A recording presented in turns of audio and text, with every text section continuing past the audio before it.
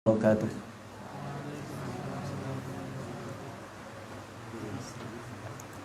Alhamdulillahi rabbil alamin. Allahumma salli wa sallim wa barik ala sayyidina Muhammadin wa alihi wa sahbihi ajma'in wa ba'd.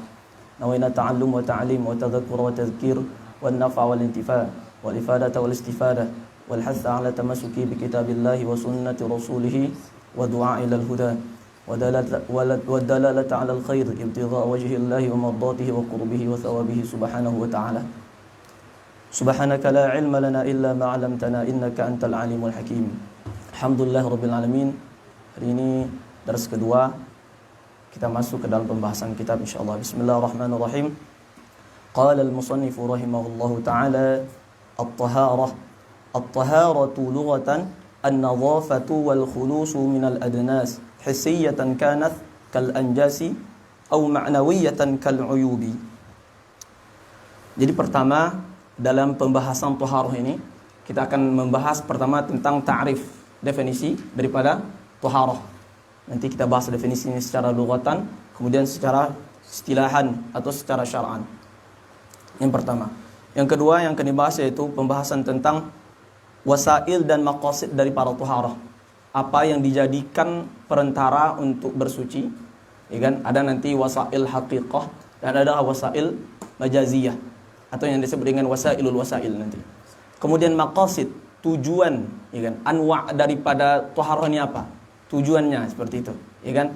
Nah, itu yang akan kita bahas dalam pertemuan ini. Ya, pertama tentang ta'rif, kedua tentang wasilah. Wasilah ada haqiqah dan ada majaziyah, kemudian tentang maqasid atau tentang anwa'. Pertama tentang definisi. At-taharatu lughatan, at-taharah dengan dhammah dengan fathah ta, at-taharatu lughatan. Taharah maknanya secara lughah, secara etimologi adalah an-nadhafatu wal khulusu minal adnas, bersih dan terlepas daripada kekotoran. Jadi yang dimaksud dengan adnas di sini adalah al-mustaqdharat, suatu yang kotor, ya kan? Baik kotoran itu hissiyatan kanat kal anjas, baik dia kotoran itu adalah indrawi, bisa diraba, dilihat seperti najis-najis, au ma'nawiyatan kal uyubi, atau kotoran itu adalah berupa maknawi seperti aib-aib. Baik. Jadi selalu definisi itu secara lughatannya selalu lebih umum daripada istilahan. Nah gitu. Jadi kalau tapi ada sebahagian definisi itu malah juga secara lughatan itu lebih sempit daripada istilahan, ya kan? Sehingga para ulama biasanya selalu mengkaitkan bahwa alaqah atau munasabah antara definisinya secara lughatan dan syar'an atau istilahan adalah umum dan khusus. Nah, seperti itu biasanya, ya kan? Maka di sini definisinya secara lughatan itu lebih umum. Nanti ada beberapa bab yang akan kita lihat nanti itu secara lughatan malah lebih khusus lagi seperti itu. Seperti nikah nanti, permasalahan nikah. Nikah itu, ya kan? Secara lughatan maknanya adalah mahar, shadaq, mahar. Mahar itu secara lughatan adalah apa yang wajib diberikan dengan sebab pernikahan. Sedangkan makna mahar secara istilahan itu lebih luas makna daripada itu. Baik dengan sebab pernikahan maupun dengan sebab hubungan paksa maupun dengan sebab tafwid bud'i dan seterusnya. Banyak itu pembagiannya, ya kan? Kalau di sini definisi lughatannya lebih umum. Bagaimana? Yaitu beliau mengatakan definisi taharah dengan fathah ta itu adalah bersih daripada kekotoran, ya kan? Bersih daripada kekotoran apapun kekotorannya. Baik kotoran itu adalah indrawi yang tampak ataupun yang bersifat ma'nawi. Ya. Indrawi itu maksudnya adalah contoh kotoran-kotoran, baik kotoran itu syar'i ataupun kotoran tidak syar'i. Jadi ada kotoran itu syar'i, ada yang tidak syar'i. Ya, maksudnya syar'i ini adalah secara syar'i itu dipandang sebagai najis, ya. Sekalipun secara tabiat kita itu tidak najis. Malah ada sebaliknya. Menurut syar'i itu adalah kotor, tapi menurut tidak kotor, sedangkan menurut tabiat kita kotor. Contoh ingus, air ludah, ya kan, air mani, menurut syar'i itu tidak kotor, tidak najis. Kalau terkena ingus, ludah, air mani, sarung saya itu semuanya tidak batalkan sholat dan sah bawa sholat. Sekalipun banyak berubah warnanya karena air liur umpamanya. karena ingus, tidak batal sholat. Dan itu bukan najis syar'i, ya kan? Dia suci secara syar'i. Tapi secara tabiat kotor enggak? Kotor, menurut kita kotor. Nah, gitu kan? Nah, maka ada sesuatu itu menurut tabiat kita kotor, tapi menurut syar'i tidak. Atau sebaliknya, menurut syar'i itu kotor, sekalipun menurut tabiat kita baik. Contoh khamar. Menurut tabiat manusia, khamar itu dijadikan minum malah. Ya kan? Dijadikan minum. Tapi menurut syar'i, bahwa khamar itu adalah suatu yang najis. Nah, gitu kan. Jadi ada kotor itu kotor syar'i dan ada kotor non syar'i ya. Kotoran secara tabi'i, itu maksudnya. Ya. Jadi maksud daripada yang secara lughatan ini bersih secara umum. Baik dia bersih secara indrawi, contoh, saya bersih daripada air liur, bersih daripada najis, ya kan? Bersih daripada mukhat dan seterusnya, maka itu saya disebut sebagai taharah. Atau secara maknawi, saya bersih daripada saya tidak memiliki sifat sifat ujub, riya, hasad, dengki, ya kan? Maka saya disebut dengan bersuci atau saya telah suci. Nah, gitu ya. Jadi maknanya lebih umum. Sedangkan makna syar'i nanti hanya khusus dalam pembahasan bersuci yang kita kenal dengan istilah fikih. Nah, makna secara lughatan itu lebih umum, ya. Itu kalau seandainya at-taharah dengan fathah to. Nah, jadi ada 3, ada taharah dengan fathah to, dan yang kedua tuharah dengan dhammah to, kemudian 3 at-tiharah dengan kasrah to. Jadi dengan fathah to itu maknanya adalah bersih daripada kekotoran baik indrawi maupun ma'nawi. Nah, itu secara lughatan. Yang kedua yaitu tuharah, ya, tuharah dengan dhammah to. Tuharah itu adalah nama sesuatu yang berlebih atau air yang berlebih dari alat yang kita gunakan bersuci yang ada di dalam bejana. Nah, itu syaratnya. Jadi umpamanya saya berwudu dengan menggunakan ember. Saya berwudu menggunakan ember.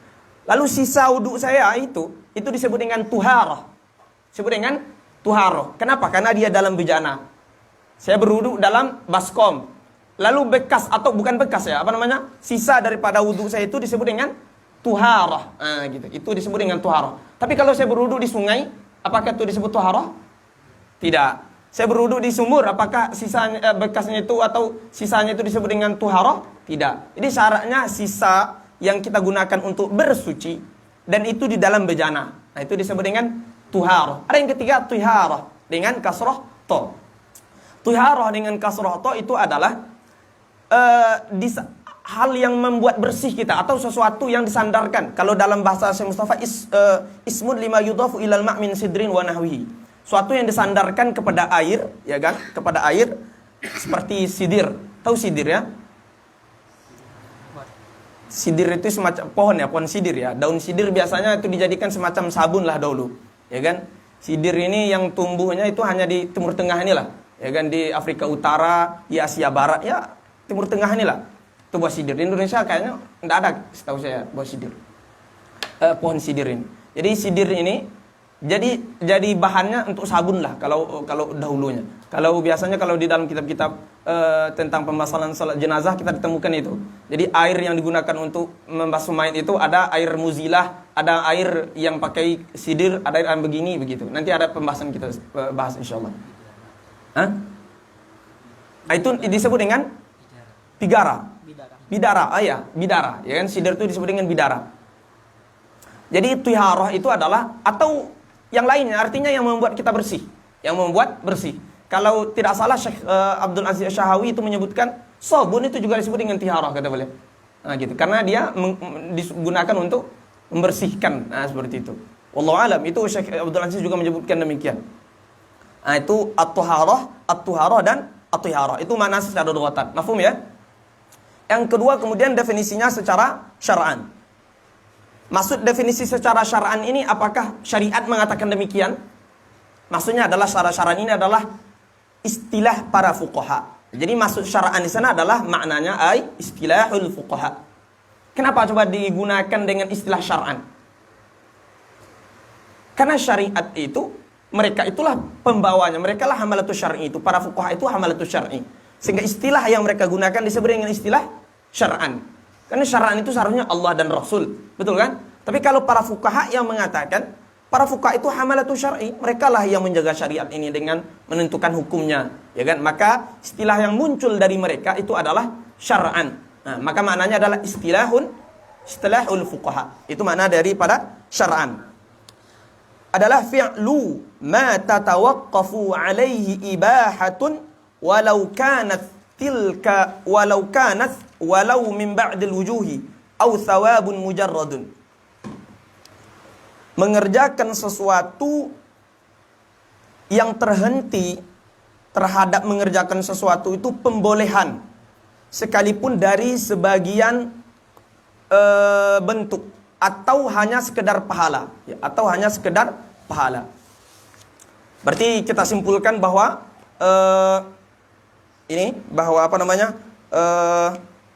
definisinya itu ada dibagi pada dua. Ya. Yang pertama yaitu imma wajibah mubihah dan kemudian mustahabbah muhassilah litsawab. Jadi secara sederhana bahwa taharah secara syar'an atau setelah istilah para fuqaha itu dibagi dua. Pertama, kita mengerjakan sesuatu itu yang mana dengan mengerjakan itu membolehkan kita mengerjakan sesuatu yang lain. Kita berwudu, membolehkan kita untuk sholat, ya, membolehkan kita untuk mandi. Itu namanya ibahah. Itu namanya mubihah, suatu yang memperbolehkan, atau muhallil yang menghalalkan kita, ya kan? Atau suatu membolehkan atau menghalalkan. Membolehkan atau menghalalkan, atau membuat sah. Contohnya, untuk sah kita menyentuh wudu, menyentuh Quran, apa syaratnya? Berwudu, gitu kan? Atau membolehkan, tadi membolehkan atau membuat sah. Contohnya adalah syarat sah sholat berwudu, ya kan? Syarat sah nanti istri yang haid lalu telah terputus haidnya ingin berhubungan dengan suaminya harus mandi. Syaratnya mandi, ya itu kan? Maka mandi berwudu itu adalah disebut dengan taharah. Karena dia dengan mengerjakan itu tadaqaf alai ibahatun. Ya, perbuatan ibahah yang lain terhenti kalau kita tidak mengerjakan hal ini. Atau hanya sekedar mendapatkan pahala. Contoh basuhan kedua, basuhan ketiga dalam mandi itu kan sunnah hukumnya dalam berwudu. Basuhan yang wajib dalam berwudu itu kan basuhan pertama. Berwudu basuhan pertama.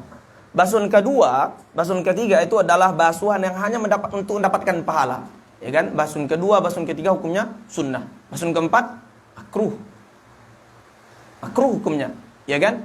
Itu makruh bagaimana kalau seandainya kita menggunakan air pribadi, itu makruh hukumnya. Tapi kalau menggunakan air wakaf haram hukumnya. Tidak boleh lebih daripada 3, ya. Nah, jadi berwudu itu terdiri daripada 2. Ada kalanya memperbolehkan atau hanya sekedar mendapatkan pahala. Nah, yang memperbolehkan ini ada kalanya 2. Ada memperbolehkan umum, artinya dengan berwudu atau mandi boleh semuanya. Nah, contoh berwudu, ya kan? Contoh berwudu, basuhan pertama dalam wudu. Ya, itu memperbolehkan kita umpamanya untuk sholat sekian ribu, ya kan? Sholat, baca Quran, apapun ibadah setelah itu boleh. Nah, dengan mubihah ini, dengan perbuatan yang memperbolehkan ini. Atau hanya pada sebagian bentuk. Kita mengerjakan amalan taharah ini hanya untuk sebagian bentuk, tidak sebagian yang lain. Contoh, tayamum. Kita kalau tayamum, itu hanya boleh 1 sholat fardu saja. Tidak boleh 2 fardu. Ya kan? Nah, kalau kita hanya tayamum, atau tayamum yang digabungkan dengan wudu. Ada tidak tayamum yang digabungkan dengan wudu? Ini Ustadz Basit ini tangannya karena sering narikin pulsa, itu bertengkar sama orang. Jadi tangannya luka. Tangannya luka lalu diperban. Ya, diperban di sini. Oke. Anggaplah diperban di sini. Ketika diperban di sini, bagaimana cara berwudu orang diperban? Nanti ada pembahasan kita singgung sedikit. Cara berwudu orang diperban adalah pertama basuh yang sehat dulu. Mana yang sehat? Muka. Maka basuh yang sehat dulu. Setelah itu, ini kan tidak boleh dibasuh. Maksudnya tidak mungkin ini sempurna karena ada tertutup dengan jabirah, dengan perban atau dengan suatu tutupan. Lalu bagaimana caranya? Yaitu diganti dengan tayamum. Tayamum bagaimana cara tayamum? Ya seperti tayamum biasa. Usap muka, pukul 2 kali, ya kan? Usap muka dan usap tangan. Nah, jadi setelah basuh muka tadi, ya kan? Tayamum mulai lagi untuk tangan. Maka cuci tangan kiri lagi. Dia kemudian mengusap ini kalau seandainya memang memungkinkan. Kalau tidak boleh, boleh kata dokter, tidak boleh ini diusap dengan air, maka tidak usah usap. Tapi kalau tidak maka diusap, ya kan? Diusap dengan air. Kemudian kepala, kemudian kaki. Oh, ternyata di kaki kiri juga ada. Di kaki kiri juga ada. Maka juga menggunakan tayamum lagi. Maka tayamum lagi. Itu namanya tayamum yang digabungkan dengan wudu, ya kan? Tayamum al-mandum ilaihi al-wudu. Maka kalau hal tersebut terjadi, maka itu hanya boleh untuk satu sholat. Jadi kalau orang terban itu hanya untuk satu sholat. Jadi setiap dia tayamum hanya untuk satu sholat. Tidak boleh dua sholat. Tapi kalau untuk sholat sunnah boleh berapapun sholat sunnah. Dia tayamum satu, kemudian sholat sunnah 1000 rakaat, 2000 rakaat, silahkan. Tapi untuk sholat fardu hanya satu, ya kan? Nanti ada pembahasan juga dalam pembahasan tayamum. Itu yang mubihah. Jadi yang mubihah itu ada dua. Pertama, mubihah min kulli wujuh. Ya, memperbolehkan dari seluruh bentuk. Ya kan, semuanya. Ada membolehkan hanya sebagian bentuk seperti tayamum barusan. Seperti tayamum. Kemudian yang kedua yaitu mustahabbah muhassilah litsawab. Itu hanya untuk mendapatkan pahala. Ya kan? Toharoh kita itu hanya untuk mendapatkan pahala. Seperti wudu tajdid. Ya wudu tajdid. Wudu tajdid. Wudu yang kedua, ya kan? Ini Alvin ini rajin sekali berwudu. Masya Allah, ya kan? Orang yang mendawamkan wudu. Setiap futur dia ambil wudu, lalu belajar lagi, ya kan? Hukum wudu yang kedua yang ketika kita masih dalam berwudu, apakah itu mengangkatkan hadas? Tidak mengangkatkan hadas. Apakah menghilangkan najis? Tidak. Tapi itu untuk tajdid. Itu sunnah hukumnya, ya kan? Apakah itu gunanya untuk memperbolehkan? Tidak. Sebelum berwudu yang kedua itu dia sudah boleh untuk sholat, boleh untuk baca Quran, menyentuh Quran, ya kan? Boleh untuk tawaf. Gunanya untuk apa yang kedua tadi?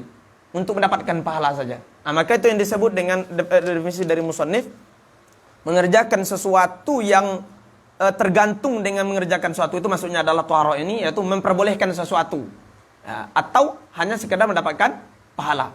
Memperbolehkan itu ada dua, memperbolehkan dari semuanya min kullil wujuh atau memperbolehkan sebahagian. Seperti itu. Paham ya? Ini definisinya.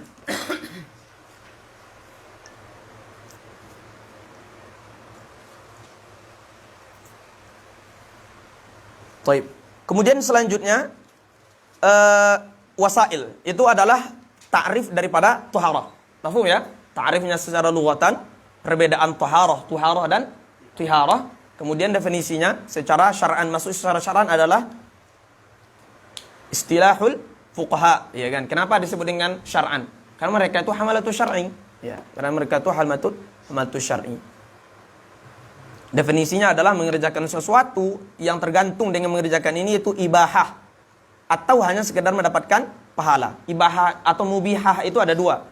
Mubihah min kullil wujuh atau mubihah ibahatan muqayyadah min wajhin duna wajhin. Ya kan? Mubihah min kullil wujuh seperti berwudu tadi, ya kan? Basuhan pertama dalam wudu, basuhan mandi pada basuhan pertama pada mandi. Ya, kalau seandainya dia telah mengumumi seluruh badan, ya kan?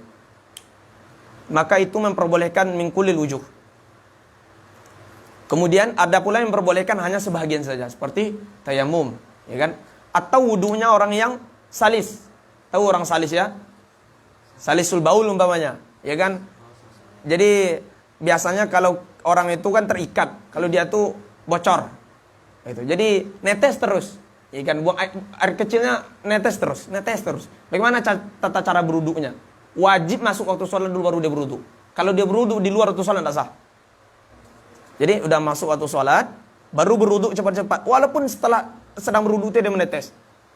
Ini muskilah. Tidak masalah. Ya kan? Jadi masuk waktu sholat, berwudu, kemudian walaupun menetes, ya langsung dia untuk sholat. Hanya untuk satu sholat. Itu yang disebut dengan bagian wujuh saja. Atau dia hanya sekedar mendapatkan pahala seperti basuhan kedua, basuhan ketiga dalam berwudu. Paham ya definisi? Itu makna dari definisi. Kemudian yang kedua yaitu wasail taharah dan maqasid daripada taharah.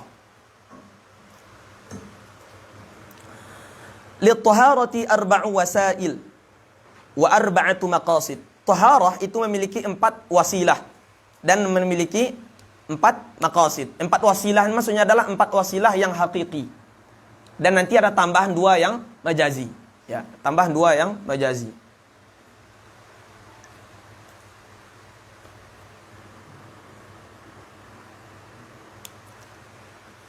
Yang pertama yaitu wasilah. Kita bahas wasilah. Fal wasailu hiyal ma'u wat turabu wad dabighu wa hajarul istinja'i. Maka wasail daripada taharah atau wasilah daripada taharah itu adalah pertama air, yang kedua tanah, kemudian yang ketiga dabigh, alat menyamak, kemudian keempat adalah hajarul istinja. Hajarul istinja. Di sini Syekh Mustafa Abdul Nabi menjelaskan ya, permasalahan wasail dan maqasid ini penting ya. Maka ini salah satu pentingnya kitab ini, kitab dasar, itu selalu memberikan gambaran umum kepada kita ya. Pertama dia sebutkan definisi, menjelaskan hakikat sesuatu itu, kemudian menggambarkan rukun-rukunnya, kemudian apa saja isinya ya. Belum masuk kepada khilaf dalamnya, kemudian bagaimana istimbat di dalam, belum. Itu nanti kitab di atas ini ya kan. Maka kitab dasar ini kitab yang memang membahas hal-hal yang secara umum seperti itu. Dan itu inti, ya kan? Orang yang belum paham hal ini masuk ke bab selanjutnya atau kepada babak selanjutnya itu sulit. Makanya pembelajaran fikih itu selalu saling berhubungan. Dia tidak boleh tidak boleh ditinggalkan. Kalau ditinggalkan dia cemburu. Maksud cemburu begini. Teman-teman kalau langsung masuk kita pembahasan ini, pembahasan kedua, pembahasan tentang ini, pembahasan tentang muamalat, itu pasti langsung bingung. Karena ada beberapa mustalahat yang itu hanya ditemukan dalam bab-bab awal. Begitu juga kalau langsung ke bab terakhir, langsung ke bab al-ithqu, itu langsung kita tidak paham. Nah, gitu. Maka pembahasan fikih ini runtut seperti itu gunanya supaya nyambung. Gitu. Pertama yaitu pembahasan tentang wasail. Wasilah yang digunakan untuk taharah itu ada 4. Yang pertama air, yang kedua tanah, kemudian ketiga adalah dabigh, alat penyamak, kemudian batu istinja. Pertama air. Air ya, wasilah ini maksudnya adalah wasilah untuk mengangkatkan, namanya untuk raf'un. Ya, untuk raf'un. Ya, raf'un ini maksudnya adalah untuk mengangkatkan hadas, baik hadas kecil maupun hadas menengah maupun hadas besar gitu kan. Ada hadas menengah. Jadi hadas kecil seperti ya yang mewajibkan kita untuk berwudu, apa umpamanya menyentuh lawan jenis, buang air umpamanya kan. Itu kan mewajibkan kita untuk berwudu kalau kita sholat. Itu namanya hadas kecil itu. Kalau sesuatu itu yang menjadikan kita wajib umpamanya mandi itu adalah junub atau mati, maka itu hadas menengah namanya. Nah, tapi kalau yang mewajibkan kita mandi itu seperti perempuan adalah haid atau nifas, maka itu namanya hadas besar ya. Maka itu dengan raf'un. Nah, jadi wasilah ini gunanya untuk mengangkatkan atau untuk izalah, untuk menghilangkan. Bahasanya adalah izalah, menghilangkan. Izalah ini nanti dalam permasalahan najis. Nah, ya, permasalahan najis itu gunanya adalah untuk menghilangkan. Jadi kan maqasid tujuan daripada taharah ini ada 4. Yang pertama yaitu berwudu, kemudian kedua mandi, kemudian yang ketiga tayamum, kemudian 4 menghilangkan najis. Nah, gitu. Nanti gunanya adalah di antara wasilah ini adalah izalah, menghilangkan. Baik yang dia hilangkan adalah aini maupun hukmi. Jadi najis itu nanti ada pembagiannya, ada najis aini yang jelas, ada najis hukmi. Ya kan? Sini kencing umpamanya anjing, tapi tidak ada ainnya lagi, udah hilang gitu. Tapi baunya masih ada. Nah, itu namanya hukmi. Nah, nanti ada pembahasan. Atau ibahah. Ya, wasilah ini gunanya adalah ibahah. Dia memperbolehkan. Ya, dia memperbolehkan. Seperti tayamum. Tayamum itu apakah mensucikan kita? Dia hanya memperbolehkan. Dia hanya statusnya mubihah. Dia statusnya memperbolehkan kita untuk sholat. Bahkan hanya untuk satu sholat. Dia memperbolehkan kita untuk masuk masjid. Dia memperbolehkan kita untuk sholat sunnah banyak berapapun gitu. Nah, jadi statusnya adalah wasilah ini bukan untuk mengangkat. Kita tuh berhadas. Orang yang kita berhadas ini, lalu wajib dituntut untuk tayamum umpamanya. Maka tayamum itu fungsinya bukan mengangkatkan hadas, bukan pula menghilangkan najis, tapi gunanya untuk memperbolehkan, namanya mubihah. Itu namanya ibah atau takhfif, meringankan. Nanti dalam pembahasan ini, pembahasan menghilangkan najis, ya, kita boleh menghilangkan dengan batu, istinja dengan batu, namanya istijmar. Ya, boleh menghilangkan dengan dengan batu. Boleh istinja dengan batu ya, dengan batu atau benda padat lah seperti itu. Itu fungsinya bukan mengangkatkan. Ya, bukan mengangkatkan, bukan menghilangkan, tapi fungsinya adalah untuk mukhaffif, takhfif, meringankan. Jadi umpamanya seseorang itu beristinja dengan menggunakan batu. Ya, istijmar, dia istijmar. Itu fungsi istijmar itu adalah menghilangkan al-wasful qa'im bil mahal. Jadi di qubul atau dubur seorang tersebut ada wasaf yang mana sifat ini mencegah untuk keabsahan salat. Maka dihilangkan dengan batu umpamanya. Ketika dihilangkan dengan batu, maka sifat batu ini bukan menyucikan atau menghilangkan atau bukan mengangkatkan. Ya hanya untuk meringankan. Maksud meringankan, dengan demikian kita sah salat kita. Dengan demikian sah salat kita. Dengan memakai batu. Sah salat kita. Itu yang disebut dengan wasail. Nah, jadi wasail itu ada 4. Yang pertama yaitu air. Jadi air ini gunanya bisa semuanya. Bisa mengangkatkan hadas, bisa menghilangkan najis, kemudian bisa selain keduanya, seperti untuk tajdid untuk hanya mendapatkan pahala. Itu kan, itu faedah air. Bisa raf'ud, bisa izalah, bisa untuk mendapatkan pahala dan yang lainnya. Yang kedua yaitu turab, tanah. Nah, tanah ini gunanya pertama bisa untuk tayammum. Yang kedua untuk menghilangkan najis, mughaladzah. Nah, itu kita. Jadi pertama untuk tayammum memang fungsinya adalah di tayammum ini itu adalah untuk mensucikan, mutahhir. Kalau dalam tayammum memang fungsinya mutahhir. Kalau dalam najis apakah gunanya mutahhir? Ini dalam tayammum, tanah nih, ada tanah nih. Tanah kalau saya bertayamum itu fungsinya adalah mutahhir, membuat saya suci, ya kan? Dengan cara dia itu adalah memperbolehkan saya untuk sholat. Memang dia disebut sebagai mutahhir.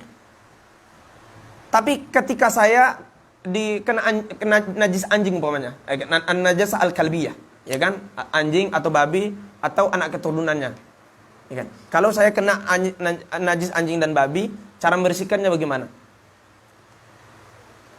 6 kali dengan air, 1 kali dengan tanah, ya kan? Atau tanah dicampur air. Nanti ada beberapa bentuknya nanti, atau beberapa tata caranya nanti dalam pembahasan najis. Secara sederhana umpamanya 6 kali dengan air, ya 6 kali dengan air. Lalu terakhir dengan tanah, atau di tengah-tengah tanah, atau dicampur air dengan tanah sekali, seperti itu. Maka tanah ini fungsinya apakah mensucikan atau tidak? Dia hanya dakhlun fihi, dia hanya semacam syarat tambahan. Dia bukan mensucikan, sebetulnya mensucikan itu air, tetap air, tapi dia syarat tambahan, ya kan? Itu ta'abbudi. Maka kita katakan alat bersuci ini ta'abbudi semuanya. Kenapa tidak mensucikan itu dengan sabun saja? Padahal sabun sekarang lebih higienis.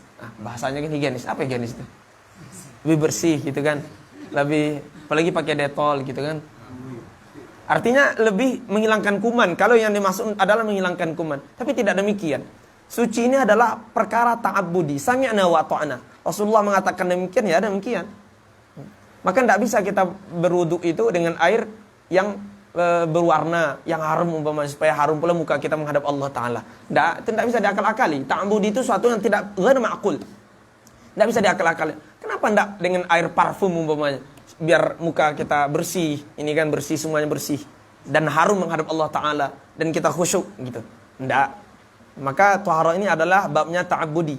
Kita beribadah sesuai dengan tuntutan syariat. Syariat mengatakan dengan air mutlak, maka wajib dengan air mutlak.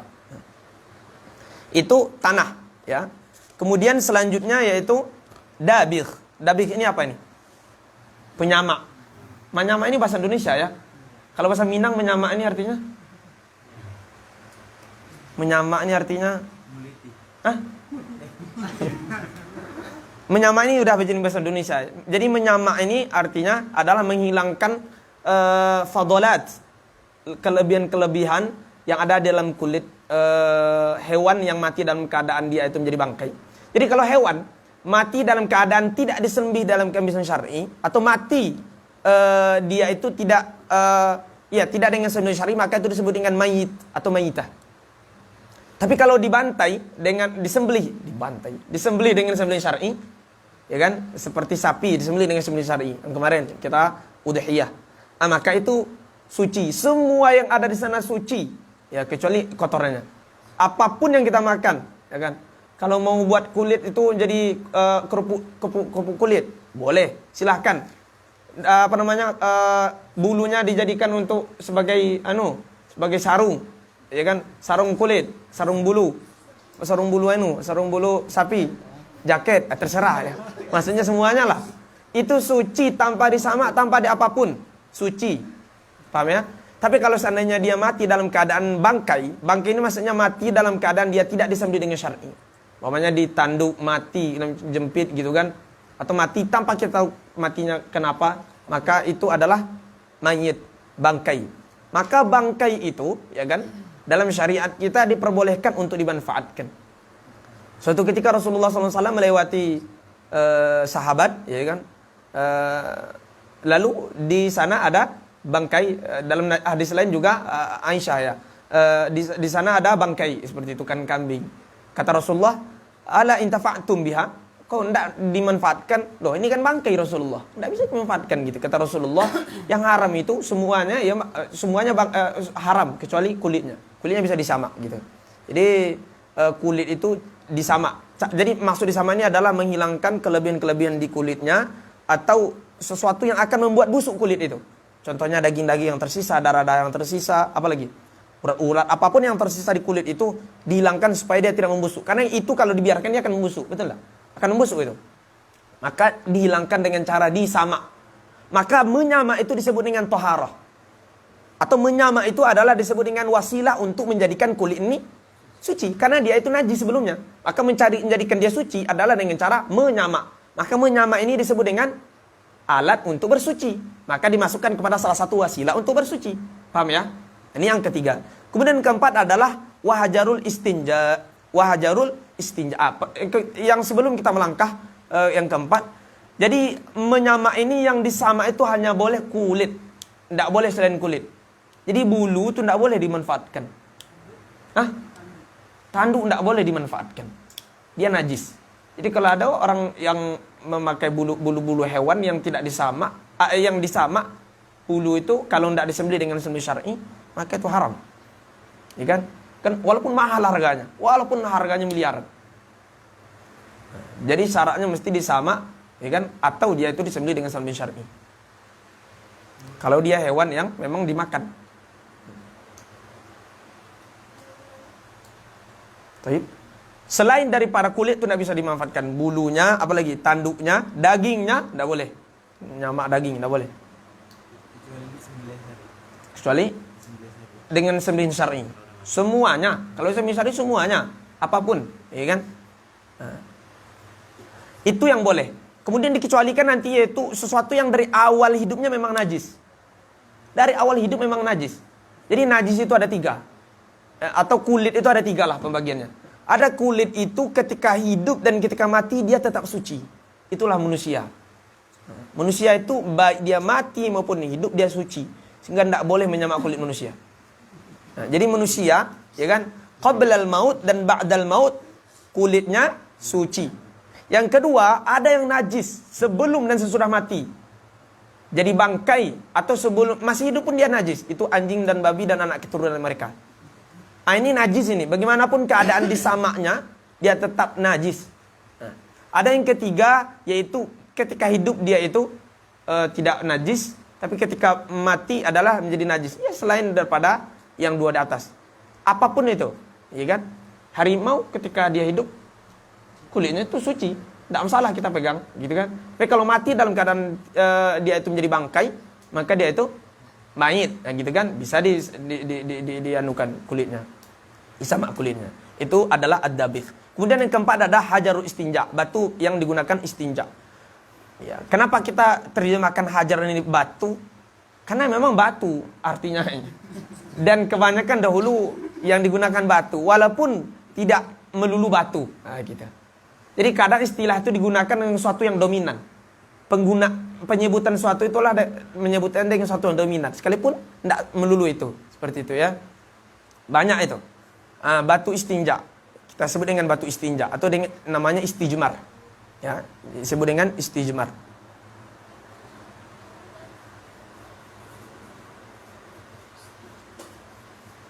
Jadi najis itu, ya, najis itu ada dua. Ada najis itu memang bendanya itu langsung najis, ainnya itu najis. Contoh BAB dan BAK. Jadi BAB dan BAK ini ain itu najis. Ain itu sekali najis. Ada sesuatu itu bukan najis tapi dia terkena najis atau hinggap di sana najis. Ya, hinggap di sana. Bagus loh bahasanya, hinggap di sana najis. Al-mutanajjis. Ya bahasanya mayulaq bin najis. Terkena najis. Yang terkena najis ini itu bisa dengan memakai hajarul istinja. Contoh BAB dan BAK. Itu kan suci itu kubul dan dubur kita. Tapi ketika terjadi proses pengeluaran, itu kan mutanajis, terkena najis. Najis itu namanya alwas. Ya, sesuatu yang ada di kubul atau dubur kita yang mencegah keabsahan sholat. Maka hal itu bisa dihilangkan dengan hajar istinja. Bisa dihilangkan dengan hajar istinja. Syaratnya, kapan dia itu menjadi najis? Kalau ada perantara basah. Contoh anjing. Anjing, kalau kita bersentuh dengan anjing tanpa basah, maka itu tidak najis. Ini saya tidak basah, anjing tidak basah. Nah, itu kaidahnya kan. Saya tidak basah, dia tidak basah, maka tidak najis. Tapi kalau salah satu duanya basah atau dua-duanya basah, maka itu najis. Jadi proses sesuatu itu menjadi mutanajis itu adalah dengan adanya basah. Jadi kalau tidak ada basah bukan tidak najis. Tidak najis, ya kan? Jadi kalau ada sesuatu yang kering, anggaplah sesuatu itu yang kering, ya kan? Yang berwarna itu kering, maka itu bisa diangkat seperti ini dan bisa ditaruh di sini. Maka gini kan aja, itu tidak najis. Gini kan aja. Kholas. Hilang, itu tidak najis. Jangan dicium pula. Nah, itu tidak masalah. Tapi kalau basah kita sentuh langsung kena najis kita tuh. Jadi najis itu berpindahnya dengan perantara rutubah. Ya, dengan perantara basah. Jadi kalau tidak basah suatu itu kita tidak kena najis. Begitu juga menyentuh anjing, ya kan? Makanya menyentuh anjing tidak masalah. Ya kan kalau tidak basah. Kalau basah maka najis kita. Wahajarul istinja, maka menggunakan batu istinja untuk menghilangkan najis, ya. Karena hal ini mencegah keabsahan salat. Habis. Jadi itu yang 4. Jadi wasilah yang digunakan istinja ada 4. Pertama air, yang kedua tanah, turab, yang ketiga dabigh, menyamak, kemudian keempat adalah hajarul istinja. Imam Zakaria Al-Ansari dalam kitab beliau Tahrir Tanqih Lubab. Jadi Tahrir Tanqih Lubab ini itu sebetulnya ikhtisar, kitab ringkasan dari kitab Tanqih Lubab karangan Waliuddin Ibnul Iraqi. Ibnul Iraqi ini sebetulnya kitab beliau itu juga ikhtisar juga dari kitab lain. Nama kitabnya Lubabul Fiqih, karangan kitab Imam Al-Mahamili. Kemudian kitab Tahrir beliau ini beliau syarah sendiri. Jadi Imam Zakaria Al-Ansari biasanya kalau dalam kitab-kitab fikih disebut dengan Syekhul Islam Zakaria Al-Ansari. Itu hobi beliau memang meringkas lalu mensyarah. Jadi suka beliau kitab lain orang-orang beliau ringkas lalu beliau syarah sendiri. Atau hobi beliau itu. Jadi kalau kitab Minhajut Talibin Imam Nawawi, ya kan? Beliau ringkas namanya Manhaj. Lalu beliau syarah Manhaj. Kitab Tanqih Lubab beliau ringkas menjadi Tahrir Tanqih Lubab. Beliau syarah lagi. Tahrir Tanqih Lubab gitu. Jadi itu hobi beliau. Kitab Fathul Aziz juga demikian. Ya. Nama kalau syarah apa nama syarahnya? Tufatul Tullab yang diajarkan Syekh Abdul Aziz di Azhar dulu. Ya. Tufatul Tullab syarah bi syarhi Tahrir Tanqih Lubab. Beliau di dalam kitab Tahrir beliau ini itu menyebutkan wasilah yang lain, yaitu istihalah. Istihalah ini artinya apa istilah ini kalau terjemahannya? Jadi terkadang menerjemahan itu agak sulit pula kita. Istihalah itu contohnya inqilab, perubahan. Contohnya begini. Khamar itu bisa menjadi suci. Caranya dengan cara istihalah atau cara inqilab. Khamar itu kan najis tuh. Khamar itu benar najis. Kalau kita terkena batal tidak sah di bawah salat. Tapi dengan cara istihalah atau inqilab dia bisa menjadi suci. Bagaimana prosesnya? Kalau dia berubah dengan sendirinya maka dia suci. Kan seperti itu dalam Abu Syuja. Tapi kalau dia takhammara dengan mencampurkan sesuatu yang lain, bitarhi syai'in ilahi, maka dia menjadi cuka, maka najis. Ada khamar nih, dia berubah kepada cuka dengan sendirinya. Khamar itu artinya perasan anggur. Dia menjadi cuka dengan sendirinya, tanpa ada proses bantuan dari kita. Maka perubahan dia menjadi cuka, pada sebelum itu najis khamar, maka itu suci. Bisa ada konsumsi, bisa jadi buat kan buat soto dan seterusnya. Tapi kalau dia berubah dengan campur tangan kita masukkan benda sesuatu umpamanya untuk jadikan dia cuka, maka itu tidak suci. Nah, gitu. Itu namanya inqilab. Itu proses itu disebut dengan istihalah. Nah, Imam Zakaria Al-Ansari itu memasukkan hal ini ke dalam salah satu wasilah daripada toharah. Karena wasilah daripada toharah, itu kan najis awalnya. Itu khamar menjadi najis, kemudian menjadi cuka, itu kan suci. Proses itu kan toharah itu, wasilah. Nah, gitu. Beliau tidak menyebutkan di sini. Syekh tidak menyebutkan di sini. Kenapa? Karena istihalah itu kan amrun ma'nawi, bukan amrun yang tampak, bukan amrun wujudi. Dia amrun wujudi, tapi bukan amrun yang tampak seperti itu. Dia adalah amrun ma'nawi yang kita sendiri mungkin tidak bisa memperhatikan perubahannya. Ya, kita sendiri tidak bisa memperhatikan perubahannya itu.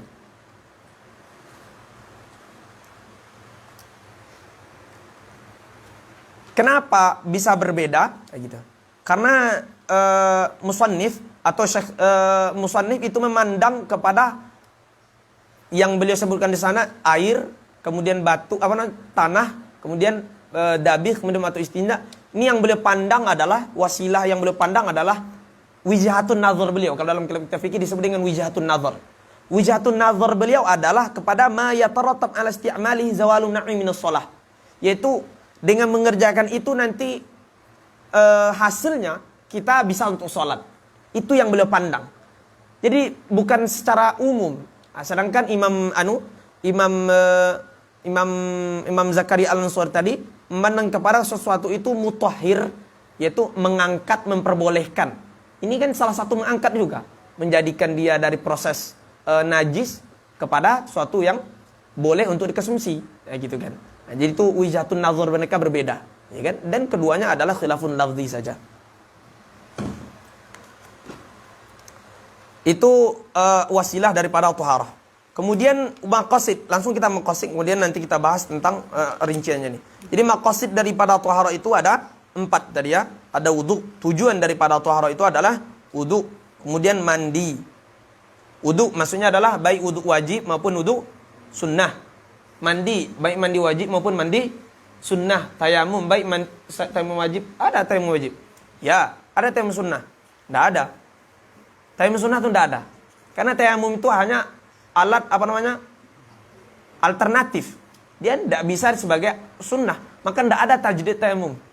Tajdid wudu ada, tajdid tayamum ada. Tajdid wudu ada, tajdid tayamum tidak ada. Gitu kan? Maka kalau wudu wajib, wudu sunnah, nah, maka itu maqasid daripada taharah. Atau mandi sunnah dan mandi wajib, ya kan? Kemudian menghilangkan najis, baik najisnya najis mukhaffafah ataupun najis mutawassithah ataupun najis mughalladzah. Nanti ada tafsilannya nanti dalam pembahasan najis. Kemudian ini yang agak panjang, itu pembahasan tentang rincian 4 tadi. Rincian daripada 4 tadi. Daripada taharah tadi. Atau alat yang digunakan untuk taharah tadi.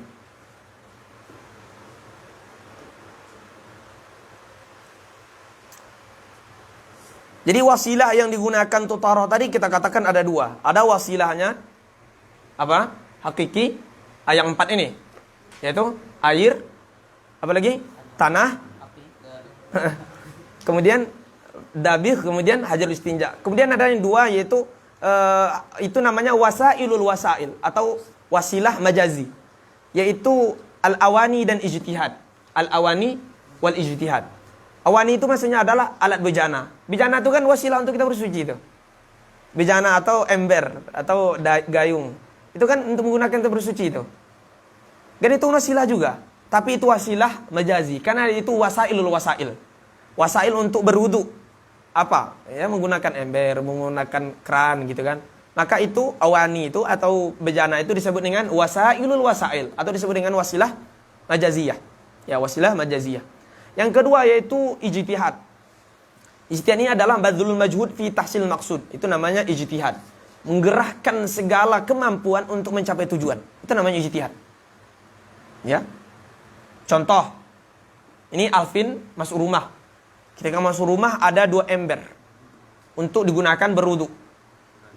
1 ember itu diyakini dijilat oleh anjing. 1 ember tidak. Nah, itu wajib dia berijtihad ketika itu. Kalau dia mau sholat, berwudu dengan air tersebut wajib berijtihad. Dilakukanlah penelitian itu kan, dicek ukuran volume airnya, dilihat di sini ada percikannya, sini ada basahnya lantainya, tidak. Ditelitilah, itu namanya ijtihad. Itu kan, itu wasilah enggak untuk bersuci. Wasilah, tapi itu wasailul wasail. Nah, namanya wasilah majaziyah. Nah, jadi wasilah itu ada 2, ada wasilah haqiqah dan ada wasilah majaziyah. Nah, wasilah majaziyah itu ada 2, ada awani dan ada ijtihad. Kemudian rincian daripada alat yang digunakan untuk mensucikan tadi itu yang 4 tadi. Pertama, wa innama yutahhirul ma'u idza kana mutlaqan. Air itu mensucikan kalau dia itu adalah air mutlak. Nah, jadi syarat air yang menjadikan kita bersuci itu mesti air mutlak. Itu yang pertama. Yang kedua, wat turabu idza kana khalisan ghaira musta'malin. Dan tanah apabila dia itu suci dan tidak musta'mal. Kemudian dabigh wa dabighu idza kana hirrifan yanzi'u fadalatil jildi wa ufunatahu. Dan dabigh alat menyama itu kalau dia itu hirrif. Hirrif itu suatu yang tajam, atau yang pedas gitu. Tajam. Ya, yang bisa mengangkatkan kelebihan-kelebihan yang ada di kulit dan busuk-busuk yang ada di kulit. Contohnya kal qaradhi, daun akasia. Salah satu nanti buahnya itu dijadikan untuk alat alat penyama, namanya samaratul qaraz. Atau kotoran burung, ya kan? Wa dharqit tayri. Wa hajaru istinja idza kana tahiran qali'an.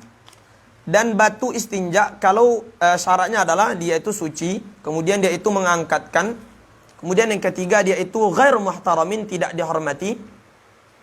Ya, dia itu tidak dihormati. Yang pertama yaitu air. Di syarat air yang digunakan untuk berwudu itu mesti air mutlak, ya, mesti air mutlak. Jadi air yang digunakan untuk bersuci itu pertama adalah harus air mutlak. Jadi air itu teman-teman ada pembagiannya, ya kan? Ada air mutlak, ada air musta'mal, gitu. Ada air najis. Pertama air mutlak. Air mutlak. Jadi air itu kalau dibagi dari segi mutahhir dia mensucikan, itu pembagiannya. Ada air mutlak, ada air musta'mal, atau air najis. Kalau melihat dari segi dia itu tempat di mana diletakkan atau tempatnya, maka itu yang disebutkan dalam kitab ini. Kita Matawi Suja, ya kan? Air itu ada air ma'ul nahri, ma'ul bahri, wa ma'ul nahri, ma'ul salji, wa ma'ul aini, wa ma'ul baradi, dan seterusnya. Air sungai, air laut, air sumur, air mata air, itu kan. Itu melihat kepada mahalnya, tempatnya. Jadi aqsam ma' itu melihat daripada pertama bi'tibar mutahhir, dia mensucikan itu, maka ada 3. Ada namanya air mutlak, ada air musta'mal, dan ada air najis. Melihat daripada mahalnya bi'tibaril mahal, maka itulah yang 7 itu.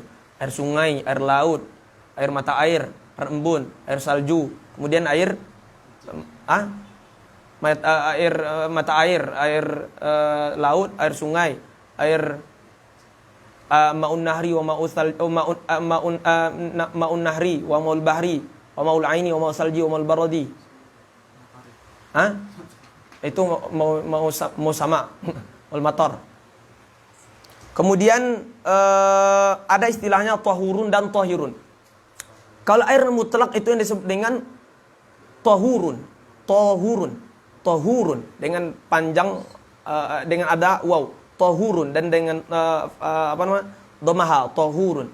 Tapi kalau seandainya dia itu musta'mal, itu namanya tahir.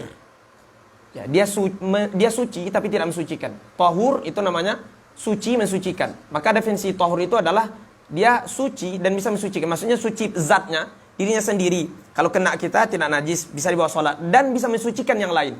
Bisa mensucikan yang lain, bisa digunakan berwudu, bisa menggunakan mandi, bisa digunakan untuk menghilangkan najis. Ada yang kedua, tahir, zatnya suci.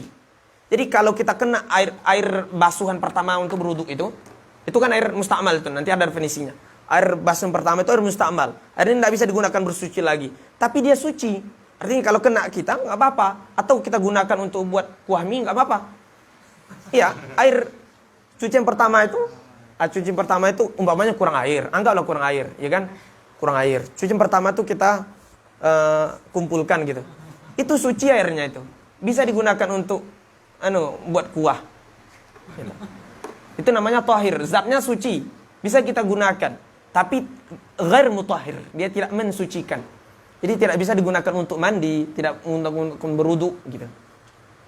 Ya. Kemudian ada air najis. Air najisnya ada yang memang airnya itu najis atau air itu adalah terkena najis atau mutanajis bahasa kita tadi. Ya. Jadi pertama air itu ada air tahur, ya, mutlak. Ini kita tulis ya. Ini ada rinciannya. Atau kita baca kitab Syekh Mustafa dulu, nanti kita tulis rinciannya. Jadi Syekh Mustafa menyebutkan di sini, air yang boleh digunakan untuk mensucikan itu harus air mutlak. Harus air mutlak. Apa air mutlak? Air mutlak itu maksudnya adalah air yang penyebutnya tanpa ada kait. Kalau kita sebutkan air kopi, itu kan ada kaitnya kopinya. Air semangka, ya kan? Air apa lagi? Air teh gitu kan. Itu ada kaitnya. Yang ini mutlak an qaidin. Ya kan? Ma yusamma bila qaidin, tanpa ada kait. Itu namanya air mutlak. Jadi kalau definisi air mutlak adalah ma yusamma bila qaidin. Air yang dinamakan tanpa ada kait. Atau dia memiliki kait tapi kaitnya kait munfak. Kait munfak. Jadi kait itu ada dua. Nanti kita tulis nanti insyaallah. Pertama kait munfak dan kedua kait lazim. Kait munfak dan kait lazim. Kait munfak maksudnya adalah kait yang seandainya kita sebutkan atau tidak sebutkan sama saja. Kita tidak dianggap salah oleh orang ahlul lisan atau oleh orang ahlul urfi. Contoh, saya katakan kepada teman-teman berlima, tolong datangkan air ke saya 5 gelas. Ini datangkan dari sungai, ini dari air laut, air keran, ini dari sungai Nil. Antum air filter. Sah enggak tuh? Sah, dan mereka telah mengerjakan amar, ya kan? Datangkan air ke sini. Atau datangkan air sungai, gitu. Maka sah. Itu namanya kait yang munfak. Artinya kait ini tidak masalah kita sebutkan tidak disebutkan, maka tidak masalah dalam segi bahasa. Atau dari segi uruf tidak masalah. Tapi kalau kait yang kedua, kait lazim, ini salah kalau kita sebutkan air saja. Contoh saya katakan, ini padahal air kopi, saya katakan ini air. Atau ada air semangka, ini air. Itu salah. Penyebutan saya sebutkan ini air, itu salah. Mesti saya sebutkan ini air semangka. Maka kait itu adalah kait lazim namanya. Mesti disebutkan. Kalau tidak disebutkan, kita disalahkan oleh ahlul urfi dan ahlul lisan. Ya, oleh orang fuqaha disalahkan kita, oleh orang bahasa disalahkan kita. Tidak ada ini disebut air, kecuali disebut dengan air kopi. Nah, gitu. Paham ya? Nah, gitu. Jadi kalau tadi air munfak tadi ini bawa, saya tidak tahu mereka ambil dari mana. Ini bawa segelas, tapi air sungai ternyata. Segelas, tapi bawaan dari laut. Tapi mengatakan air, ini Ustaz. Ini air. Sah tidak penyebutan ini air? Sah. Kaitan dengan sebutan air sungai itu hanya kait munfak. Boleh disebutkan atau tidak. Ada yang kedua, kaitnya disebut kait lazim. Kait lazim kalau kita tidak sebutkan, maka itu salah secara bahasa dan secara uruf. Nah, gitu. Ya kan? Seperti air kopi tadi, dan yang lainnya. Jadi air mutlak itu adalah air yang tanpa kait atau kait, tapi kaitnya adalah kait apa? Kait munfak, gitu kan. Mutlak atau dia kait munfak, seperti itu. Yang kedua yaitu dia itu berubah, ya. Jadi air mutlak itu kita rinci. Pertama, dia itu tidak dikaitkan dengan nama apapun. Air, nah, berarti itu air mutlak. Ya kan? Saya dikasih air. Ini air itu air mutlak. Oke. Atau dia dikaitkan tapi kaitnya kait yang munfak. Paham ya perbedaan munfak? Ya gitu kan? Apa contohnya? Air sungai, air sumur, air embun, ya kan? Air salju. Air salju boleh tidak digunakan berwudu? Atau salju boleh tidak digunakan berwudu? Gimana salju gunakan berwudu? Hah? Hah? Ada yang tahu? Hanya dengan dicairkan. Maka salah, salju digunakan berwudu tidak boleh. Jadi air salju itu digunakan berwudu memang air salju, maksudnya air yang telah meleleh. Kecuali ketika sampai di sini baru dia meleleh. Nah, gitu. Atau kita sauk dalam keadaan meleleh. Tapi dalam keadaan dia salju itu, salju es itu tidak bisa jadikan berwudu. Tidak boleh. Tidak bisa. Itu mengusap namanya. Ya kan? Mashun namanya, bukan guslun. Guslun itu jarriul ma'. Ya. Jadi cara berwudu dengan air ini, air salju itu harus dia itu sudah apa namanya istilahnya itu mencair, ya, sudah mencair. Sudah istihlal dia. Itu yang kedua, ya kan? Qaid boleh dengan qaid atau dengan qaid, tapi qaidnya qaid munfak. Yang ketiga, air yang berubah. Di air ini dicampur dengan campuran yang sedikit dan dia berubah. Campuran ini adalah campuran yang sebetulnya bisa dijaga dari hal itu. Mustaghnan anhu, bahasanya taghayyara yasiran, ya, bi mukhalitin tahirin mustaghnan anhu. Air biasa atau air yang sedikit dicampur dengan sesuatu. Sesuatu ini adalah sesuatu yang tohir. Campurannya ini adalah sesuatu yang tohir, suci. Dan perubahan itu adalah perubahan yang sedikit. Ya. Yang mana hal itu bisa dijaga dari dimasuki air itu bisa dijaga dari masukin sesuatu itu. Contoh begini. Air, apakah ketika za'faron itu apa bahasa kita? Safron, air kemasukan safron itu kan berubah tuh nanti. Betul enggak? Air masuk safron. Tapi kalau hanya perubahannya sedikit dan safron ini sifatnya adalah mustaghnan anhu. Mustaghnan anhu itu artinya bisa kita jaga dari hal tersebut. Ada suatu tuh mustaghnan anhu, ada suatu yang la yastaghni anhu, yang tidak bisa dijaga. Contohnya lumut bisa enggak dijaga dari air? Tidak bisa. Setiap air pasti ada lumutnya nanti umpamanya. Atau tempatnya, kita ada tempat air umpamanya, air sungai, itu kan melewati tempatnya. Lalu ada tanah di sana. Itu tidak bisa kita hindari. Itu namanya mala yastaghni anhu. Ada sesuatu tuh yastaghni anhu bisa kita hindari. Zafaron, ngapain zafaron masuk ke air? Kan zafaron di luar untuk diminum. Kalau membuat air, ya membuat air nanti air saffron gitu kan. Itu namanya ma yastaghni anhu, bisa dijaga. Jadi maksud yastaghni anhu ini adalah sesuatu yang bisa dijaga masuk ke dalam air. Sesuatu yang bisa dijaga masuk ke air dan dia adalah statusnya tohir. Tohir ya, bukan tohur. Statusnya tohir. Zafarun tohir enggak? Tohir. Dan dia bukan tohur. Karena tohur itu bisa mensucikan. Zafarun itu tidak mensucikan. Dia hanya statusnya tohir. Artinya kalau kita kena air teh, air saffron gitu, maka itu tidak masalah. Ya kan? Bisa digunakan minum, bisa kena air, tidak masalah. Seandainya tercampur air yang sedikit ini, anggaplah ada air seember ini, tercampur dengan air saffron, campurannya itu sedikit, perubahannya sedikit. Campuran dengan saffron ini adalah sesuatu yang yastaghni anhu, bisa dijaga dari air ini. Maka itu masih disebut air mutlak. Udah berapa air mutlak? Pertama tadi tanpa nama. Yang kedua dengan qaid, tapi qaidnya qaid munfak. Pertama tadi mayusamma bila qaidin, air, nah itu air mutlak namanya. Atau air sungai. Artinya qaid setelah itu adalah qaid munfak. Yang kedua, yang ketiga, air yang dimasukkan suatu benda suci. Benda ini mukhalid namanya, campuran suatu suci dan suatu itu adalah yastaghni anhu, bisa dijaga darinya, dan suatu itu tahir suci. Perubahannya sedikit. Maka itu tetap disebut sebagai air mutlak. Ada air di sini umpamanya. Lalu masuk saffron sedikit, perubahan sedikit. Masuk perubahan sedikit ini tidak tampak. Ini artinya air ini masih kita sebut sebagai air. Tapi kalau udah menguning, itu apakah air ini kita sebut sebagai air? Enggak, ini air saffron. Nah, itu namanya. Jadi perubahan sedikit dan banyak itu kapan, bagaimana cara menilainya? Dari cara pengucapan. Apakah bisa kita sebut ini sebagai air lagi atau telah berubah namanya? Jadi kalau nama perubahan itu telah menjadikan kita tidak bisa menyebutkan dia hanya sebagai air, tapi mesti kita ada tambahan nama lain, air saffron, air teh, maka itu tidak sebagai air mutlak lagi.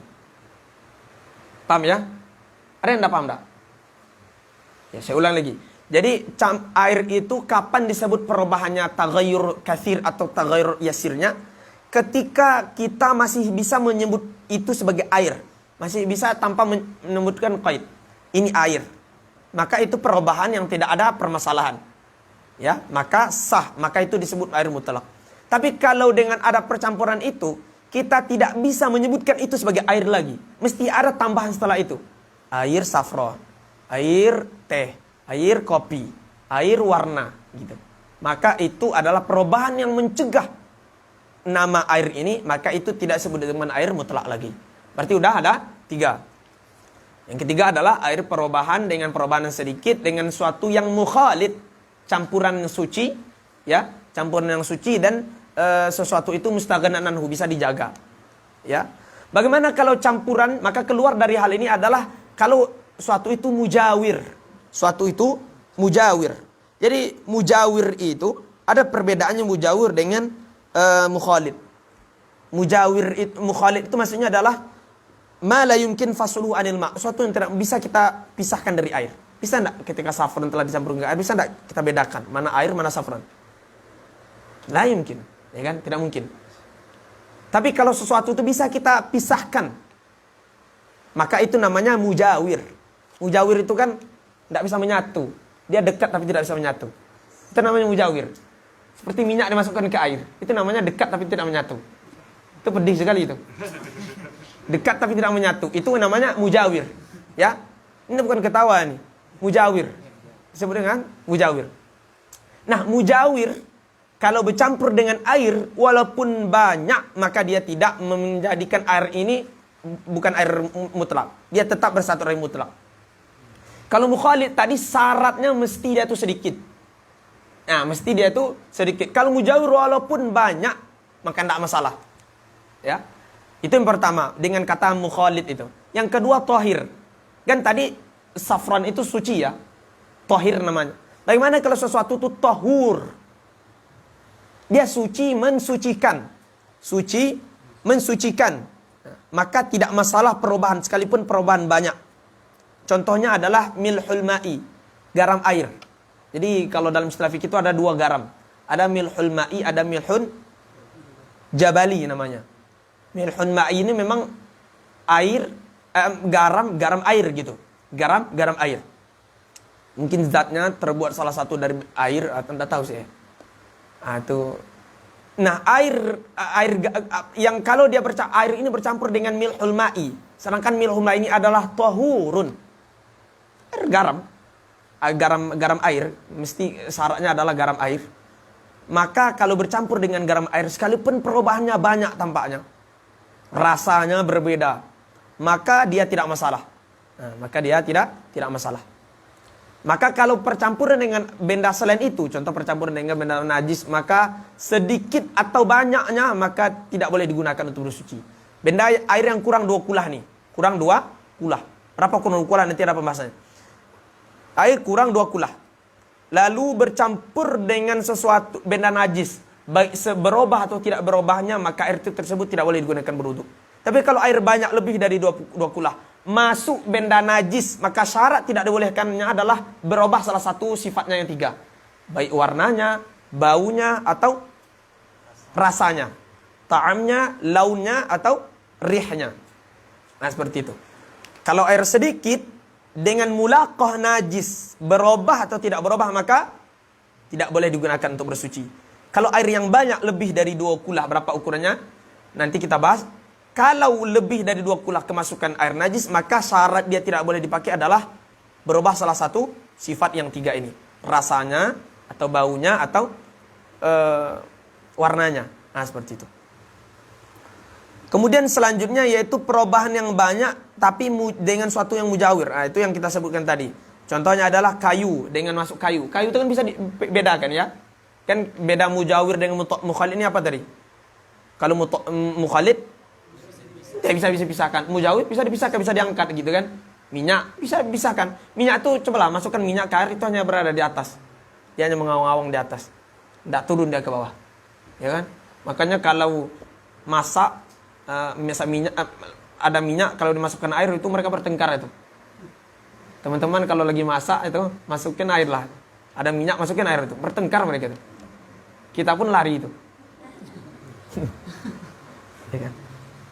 Kemudian udah berapa tuh? Pertama tanpa qaid, dan kedua qaid yang munfa, kemudian perubahan sedikit dengan suatu mukhalid yang suci yang mustagan anhu. Kemudian yang keempat perubahan dengan suatu yang mujawir yang suci. Atau perubahannya banyak tapi dengan mukhalid yang la yastaghni anhu, yang tidak mungkin bisa dipisahkan darinya. Contohnya lumut. Lumut. Ya, lumut bisa tidak pisahkan dari air? Tidak, dia pasti ada nanti di air, tumbuh di air gitu kan, air lah. Kemudian selanjutnya yaitu air yang perubahan banyak tapi benda itu adalah tahurun yang kita sebut tadi seperti milhun ma'i. Milhun ma'i, maka tidak masalah. Ya, milhun ma'i. Kemudian selanjutnya yaitu sesuatu yang ada pada tempatnya atau tempat lalunya, makar atau mamarnya. Nah, jadi kalau di apa namanya? Di selokan apa namanya itu? Selokan. Hah? Aliran air itu diselokan itu kan? Gorong-gorong. Itu kan tanah itu. Itu kan berubah air jadinya. Malah keruh air ya. Aku tuh air suci itu. Air suci. Kenapa? Karena itu la yastaghni anhu. Itu tempatnya itu. Tempat lewatnya itu. Tempat lalunya itu. Tempat kehidupannya itu. Artinya tidak bisa dipisahkan dari itu. Kalau diangkat di mana lagi air di sungai itu? Air di sungai, air di kolam. Kan kotor tuh. Air di kolam sering kotor ya. Apalagi kolamnya itu banyak lumpurnya. Walaupun kotor seperti itu sah gunakan bersuci itu. Jangan anggap itu najis itu. Ya kan? Jangan anggap itu tidak mutlak. Itu air mutlak itu. Karena dia berada fi maqad dan mamarnya. Ya, itu adalah air mutlak. Nah, maka air mutlak itu kita tulis. Ya. Yang pertama yaitu tahurun. Wah, ini susah pula nih. Hah? Digantung gini.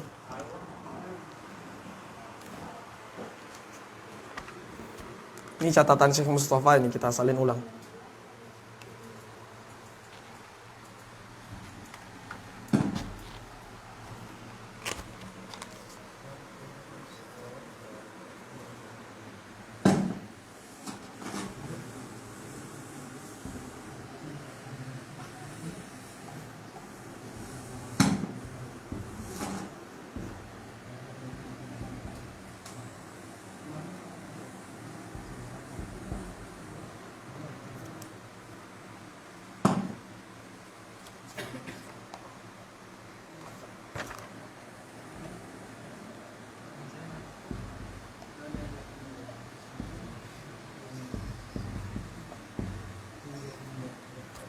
Pertama tahurun.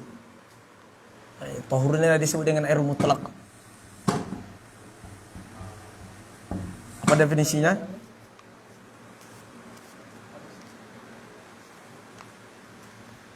Definisi air mutlak apa tadi? Hah? Ma yusamma man bila qaidin. Tanpa ada qaid. Ma yaqau alaihi ismun bila qaidin. Bisa juga. Ini air mutlak. Surahnya bagaimana air mutlak tadi? Surah pertama bila qaidin ya. Pertama tidak berubah sama sekali.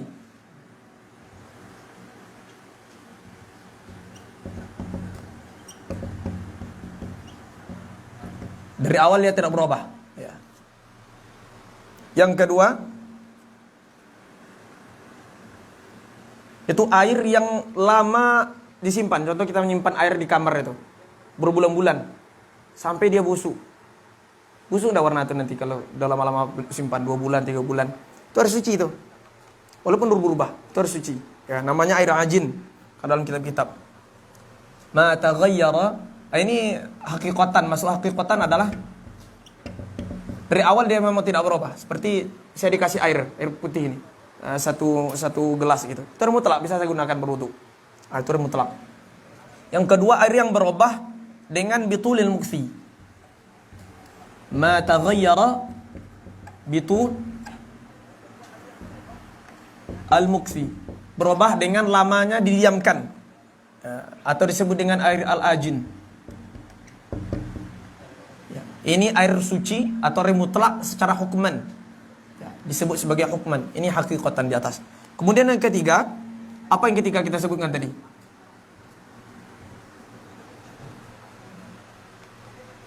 Dia dikaitkan dengan kait yang munfak ya. Kemudian perubahan yang sedikit, ma taghayyara yasiran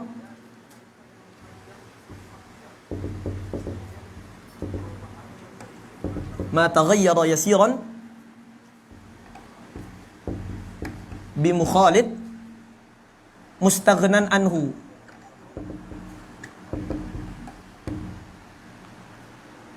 Paham ya mustaghnan anhu tadi? Suatu itu bisa dijaga dari air itu. Tapi kalau lumut ya atau contohnya ada binatang hewan yang memang dia itu hidup di air dan dia pasti itu buang air besar di air itu. Lintah buang air besar di air umpamanya. Ikan buang air besar itu kan tidak bisa dijaga itu. Di kolam pasti ada itu, tidak bisa dijaga. Nah gitu. Yang mustaghna anhu ini itu maksudnya adalah suatu yang bisa dijaga. Artinya keberadaan itu seharusnya tidak di sana. Saffron kita taruh aja di laci. Apa yang di air gitu kan? Bisa dijaga itu maksudnya. Itu maksudnya mustaghna anhu.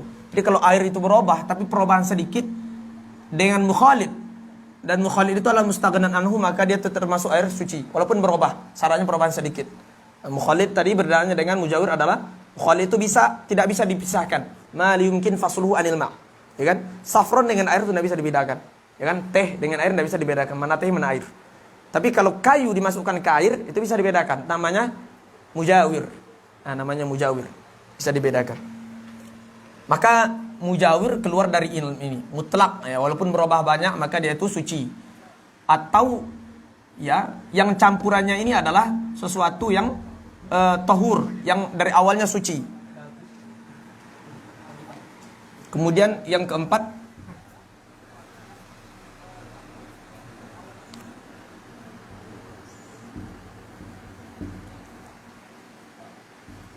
al-ma'ul kathir, air yang banyak.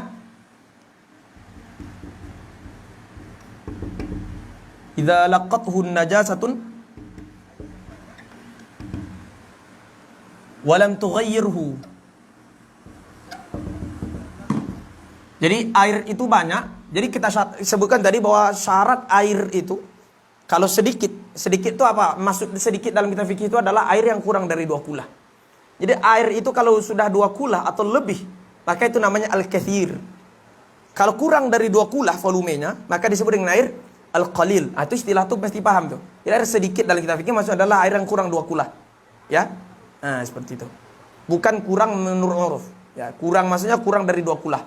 Jadi kalau air tersebut kurang dari 2 kula, bagaimana cara dia itu kena najis? Tidak suci lagi. Asalkan masuk najis, berubah atau tidak berubah, otomatis tidak bisa digunakan. Tapi kalau seandainya dia itu banyak, lebih 2 kula atau lebih, cara dia supaya tidak bisa dipakaikan lagi itu adalah dengan perubah. Ya kan? Masuk najis dengan berubah. Kalau dia berubah maka dia najis. Tapi kalau dia banyak dan tidak merubah, maka tetap masuk air mutlak. Ada air segini umpamanya. Lalu maaf cakap buang air kecil si fulan di sana, ya kan? Tidak ada tempat perubahannya, maka itu termasuk air mutlak. Itu yang disebut di sini. Al-ma'ul kathir idza laqathu najasatun wa lam tughayyirhu. Air banyak kena najis tapi tidak dirubah. Tidak berubah salah satu sifat yang 3 itu. Tidak warnanya, tidak baunya, tidak rasanya. Tapi kalau berubah salah satu yang 3 ini, maka air tersebut terangkat dari kemutlakannya, maka tidak bisa boleh digunakan untuk bersuci lagi. Mafhum ya? Kemudian yang kelima, al-ma'ul mutaghayyir bima fi mamarrihi wa maqarrihi.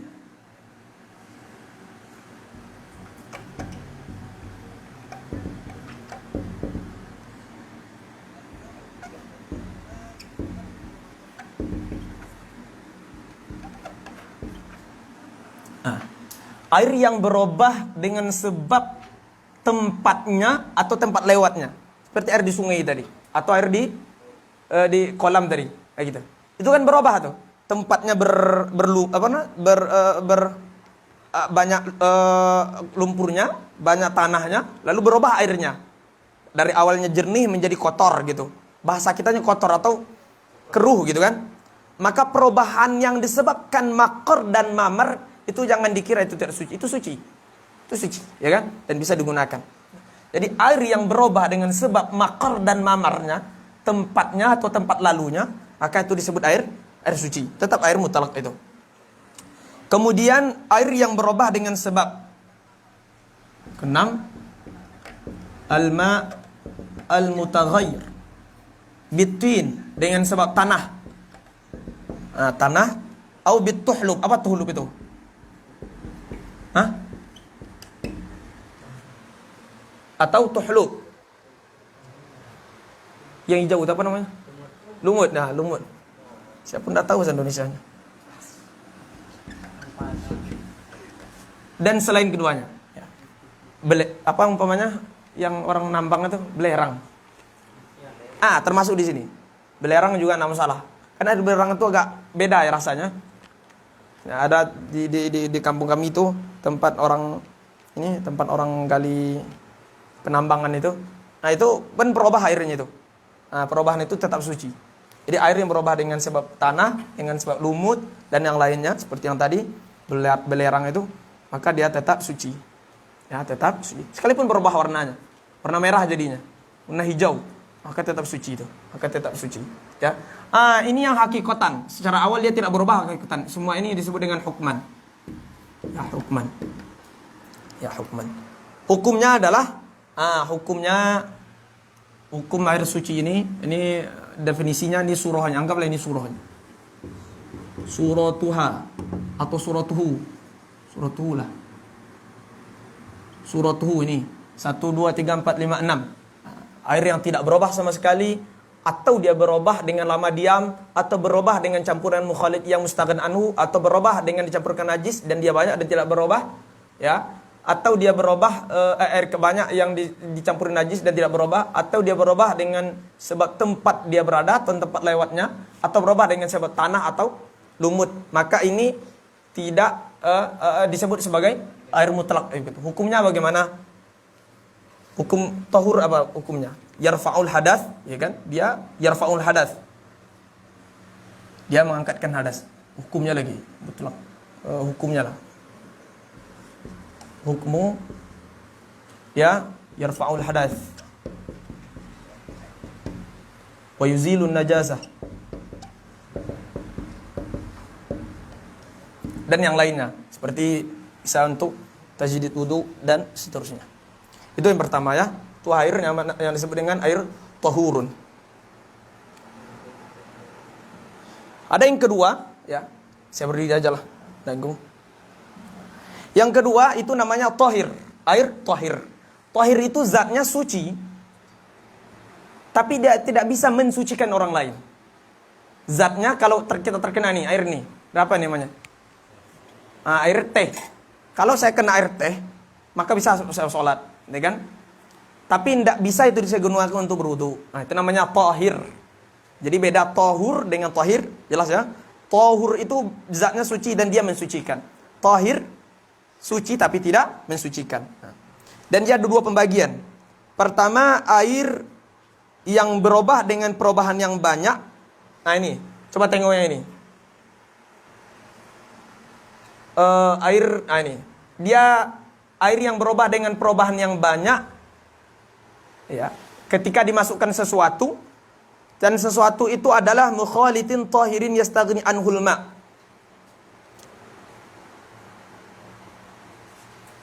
Al-mutaghayyir taghayyuran katsiran fi ta'min aw laun aw ra'ihatin bi mukhalitin tahirin yastaghni anhu ma'. Itu yang pertama. Jadi yang tahir ini ada dua. Ada penghapus. Tahir ini ada dua.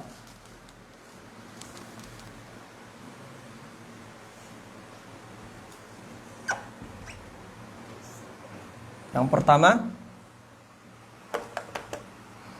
yaitu al-mutaghayyir taghayyuran katsiran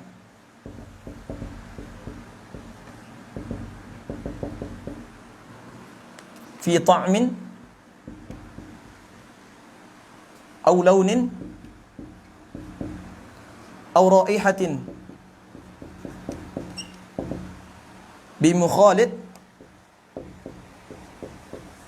tahirin yastaghna anhu al-ma aw yastaghni.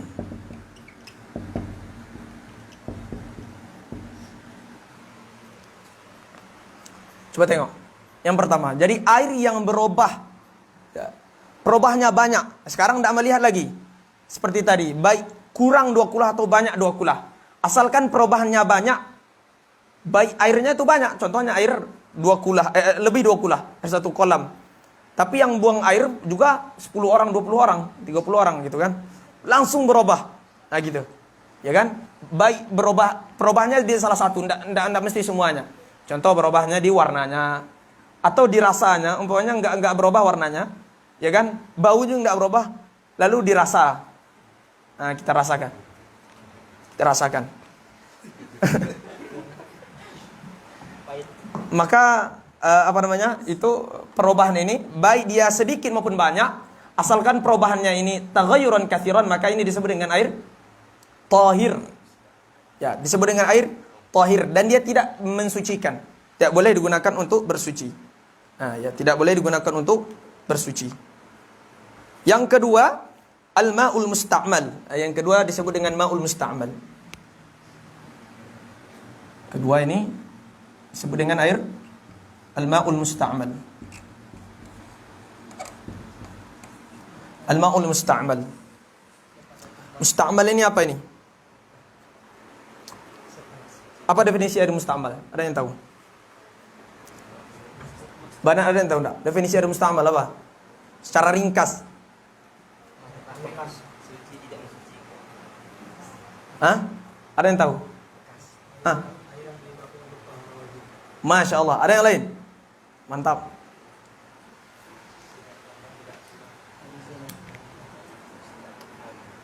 Kemarin baru-baru ini ketika Syekh Abdul Aziz Syahawi live streaming itu di Manhajul Talibin, beliau menyebutkan air musta'mal itu adalah mastu'mila fima la budda minhu.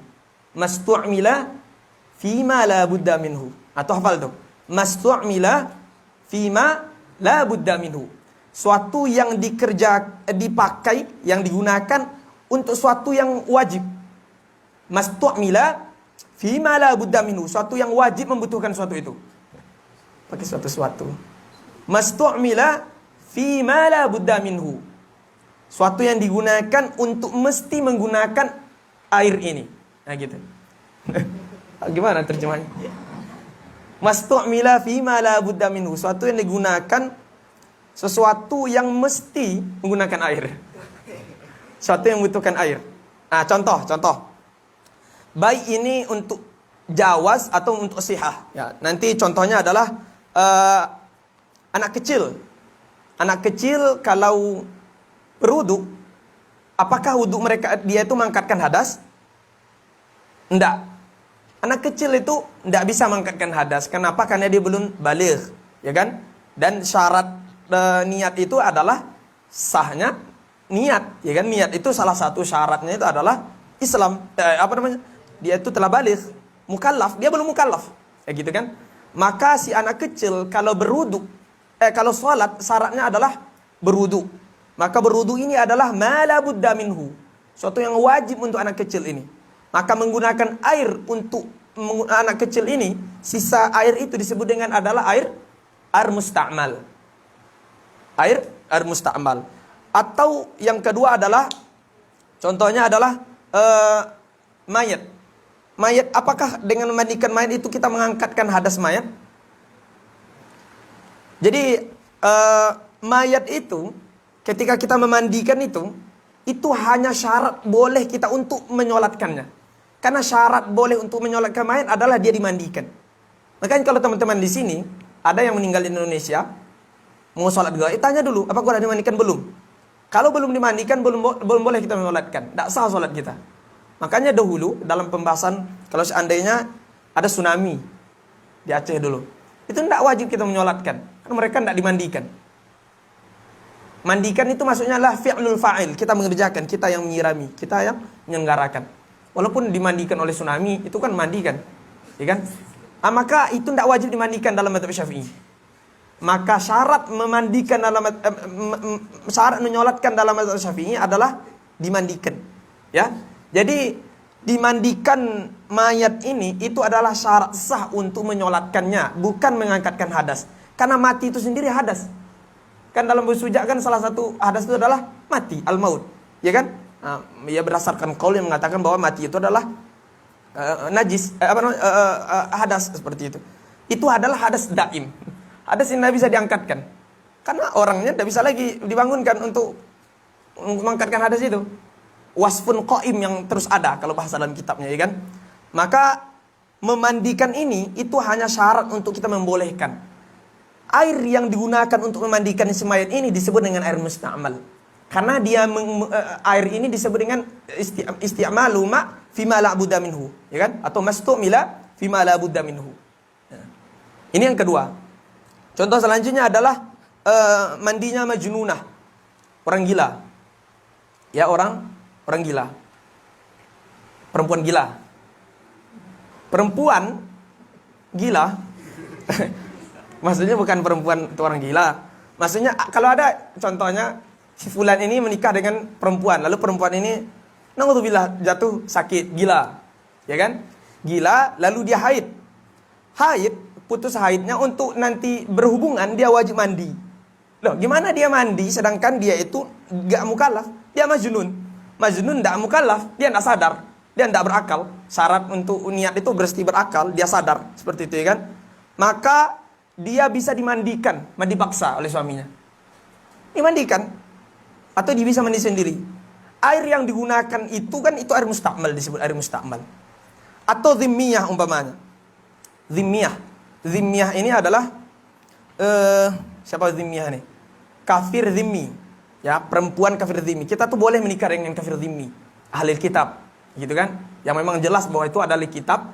Nanti ada disebutkan dalam kitab Syekh Mustafa. Syaratnya nanti adalah perempuan itu yang ahli kitab Yahudi Nasrani ini memang jelas dia itu berpegang kepada agama yang belum ditahrif, nah gitu. Asal usulnya seperti itu. Sekarang udah susah gitu. Anggap memang ada. Kita menikah dengan perempuan dhimmiyah. Dhimmiyah itu bukan muslim. Syarat niat adalah Islam. Dia tidak muslim. Bagaimana cara dia berniat? Nah gitu kan. Maka mandi dia itu adalah mandi untuk menghalalkan watok si suami. Si suami itu mesti kalau dia itu haid umpamanya, mesti dia mandi dulu untuk berhubung dengan suami. Maka dengan mandi dia itu airnya itu ada semua air musta'mal. Atau perempuan yang misalnya yang nasyiza umpamanya, atau yang enggan untuk berhubungan. Dia umpamanya setelah haid, ya kan? Sengaja enggak mandi supaya enggak berhubungan suami dengan dia. Itu bisa dimandi paksa kan itu. Bisa dimandi paksa, air mandi paksa itu niat itu kan enggak boleh, harus mukhtar ya. Enggak boleh dipaksa, gitu kan? Tapi dia ini boleh ketika itu dipaksa, itu kan karena hakun li zauji. Itu kan memenuhi hakun li zauji. Maka ketika itu air yang digunakan untuk mandi perempuan yang dipaksa mandi tersebut, itu air musta'mal. Ya, itu air musta'mal, enggak boleh digunakan berwudu lagi. Nah, gitu. Jadi banyak ini, ya, air musta'mal ini. Ya. Air yang pertama yang musta'mal itu adalah seperti air basuh yang pertama dalam wudu, ya kan? Air basuh pertama di anggota wudu, maka itu air musta'mal. Atau yang tadi, ya. Maka musta'mal ini definisinya apa tadi? Mastu'mila fi ma la budda minhu. Ini hafal nih. Mastu'mila fi ma la budda minhu. Baik itu li jawazil fi'li au sihah. Li jawazil fi'li au sihatihi. Ya. Sekalipun dia itu tidak mengangkatkan hadas. Ya, contohnya tidak mengangkatkan hadas tadi siapa nak? Contohnya anak kecil, ma tawadda'a bihi shabi atau sabiyah, ya kan? Yang kedua, contohnya ma'u ghuslil mayyit. Kenapa ma'u ghuslil mayyit? Karena memandikan mayat itu syarat untuk sah salat, ya kan? Kemudian yang ketiga, contohnya mandi orang gila, perempuan gila. Ma'u ghuslil majnunah.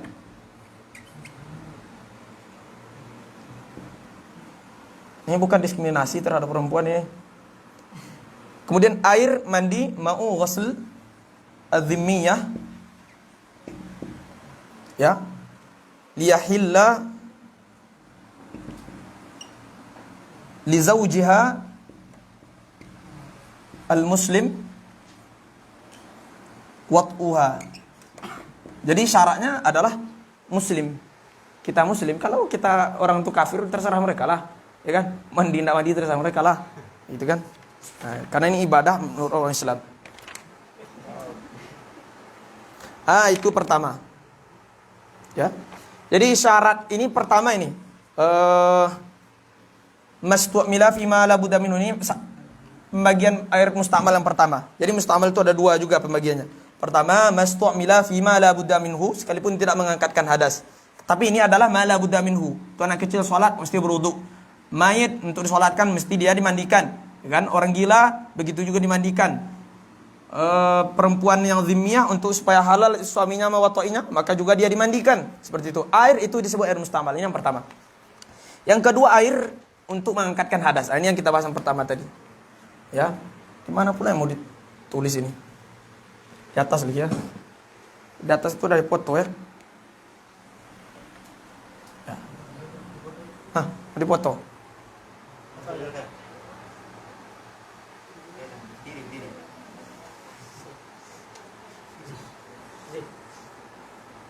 Ya. Dah. Maju aja.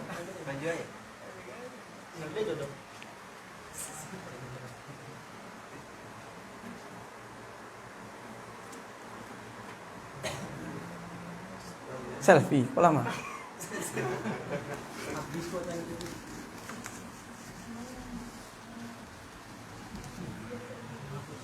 Ya, yang kedua adalah fi raf'il hadath.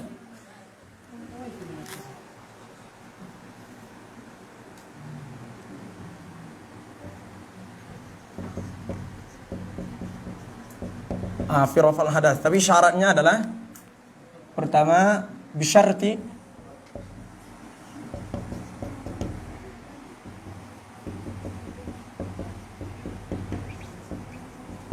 dia itu sedikit. Yang kedua, ayan fasila anil udwi.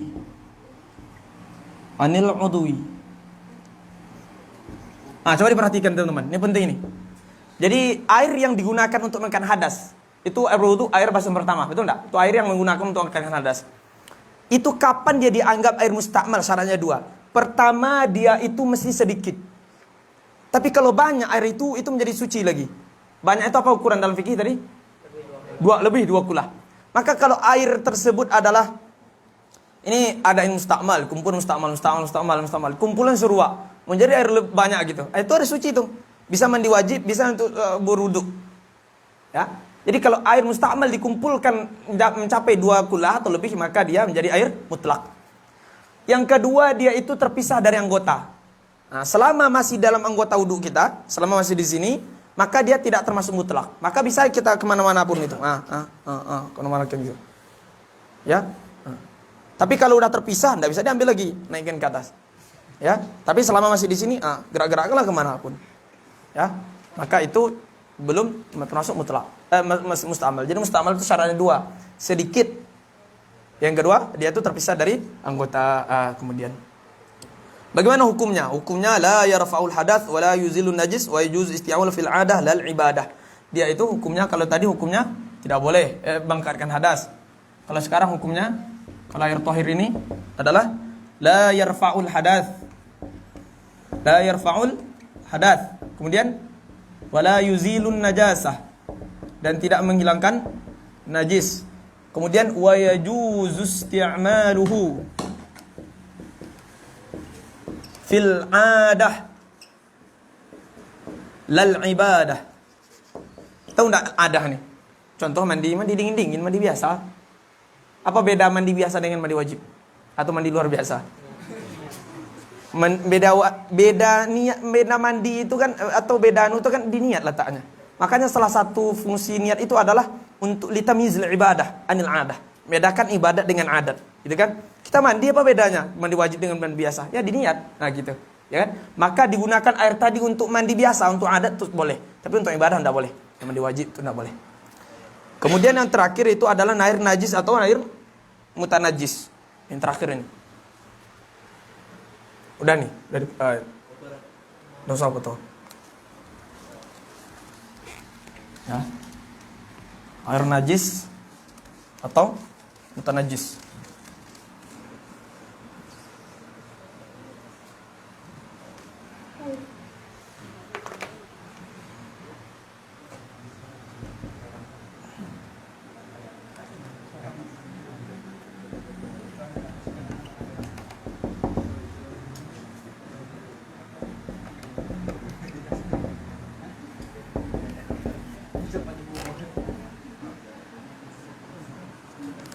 Ini air yang banyak, air maul katsir mutaghayyir bi najasa. Air yang banyak yang berubah dengan najis. Ini terserah ini. Baik airnya najis itu najis ma'fu anhu maupun najis ghairu ma'fu anhu. Baik najisnya itu najis ainiyah maupun najis yang hukmiyah. Baik najisnya itu mujawir atau mukhalid, semuanya kalau berubah dengan benda najis, otomatis itu air najis. Hukumnya tidak boleh dipakai. Ini yang pertama. Yang kedua, pembagiannya adalah al-ma'ul qalil, air yang sedikit. Halat fihi najasatun, yang masuk di sana najis. Ghair ma'fu anhu, najisnya tidak ditoleransi. Adrakah tarf, ghairu ma'fu anhu, adrakah tarfu. Adrakaha at-tarfu, yang bisa dilihat. Kayak gini, coba tengok di sini. Perhatikan ini. Ini detail sekali ini. Air sedikit yang dimasukin najis. Apa maksud dari sedikit tadi? Kurang dari 2 kula. Air yang kurang dari 2 kula yang kemasukan najis. Najisnya ghairu ma'fu anhu. Berarti ada najis yang ditolerir. Ada. Maka nanti dalam pembahasan najis kita bahas. Ada 51 nanti. Najis yang ghairu ma'fu anhu. Udah saya terjemah, nanti kita kirim nanti. Najis ghairu ma'fu anhu itu. Itu kalau kena air ma'fu anhu, contoh yang tadi. Buang BAB ikan tadi. Itu ma'fu anhu itu di dalam air, ya kan? Atau lintah, ya kan? Enggak beradab buang air besar sembarangan. Maka itu adalah ma'fu anhu. Nah gitu. Najis ini najis yang ghairu ma'fu anhu. Kalau masuk 1 lalat enggak masalah. Tapi 1000 lalat itu ghairu ma'fu anhu itu namanya. Ya. Adrakah tarfu, dan bisa dilihat. Bisa dilihat. Najis itu bisa dilihat. Tapi kalau tidak bisa dilihat, tidak masalah, ya. Maka di sini yang jadi patokan adalah mata yang biasa. Kalau mata yang luar biasa tidak jadi patokan. Contoh, ini si Zawandi ini mata luar biasa. Orang kencing di sudut sana nampaknya tetesan percikan itu. Tanpa sampai dia masuk. Itu tidak menjadi patokan. Ini patokan adalah mata biasa, ya. Atau tidak tampak sama orang tidak tampak sama najis di sana, dia tampak sendiri gitu kan. Ini ada najis ini katanya. Maka itu tidak jadi patokan. Yang dipatokan adalah orang biasa. Tidak ada najis ya udah, oke. Ya kan? Tidak masalah gitu. Paham ya? Ini pembagian najis. Oke, habis. Itu pembagian air ya. Air mukhalid.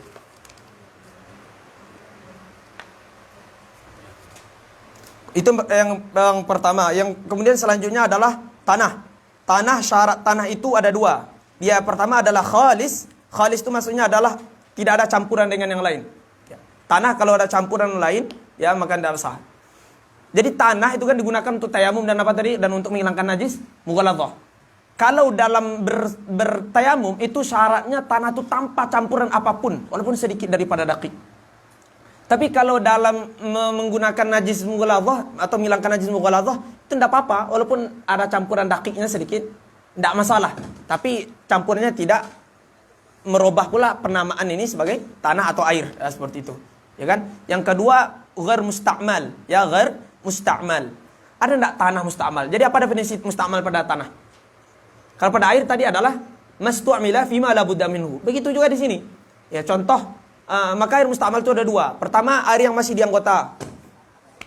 Air yang masih di anggota atau yang tersisa maksudnya. Kita ini bertayamum ini.